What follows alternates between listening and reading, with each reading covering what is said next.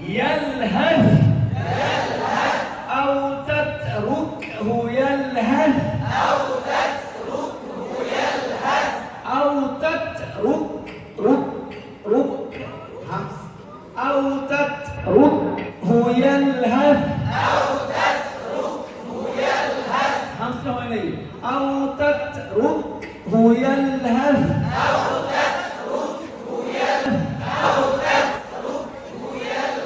جيم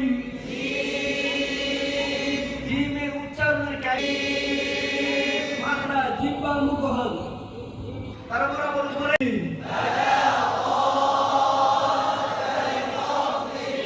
খুব গুরুত্বপূর্ণ একটা কথা বলছি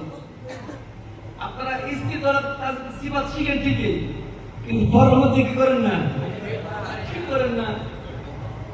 ফিট করতে পারেন না এটাও বুঝি না নাকি ফিট করেন না এটাও জানি না আর জানলেও পারেন না কারণ এটা তো মুশকিল বিষয় এটা কিসের বিষয় মুশকিল বিষয়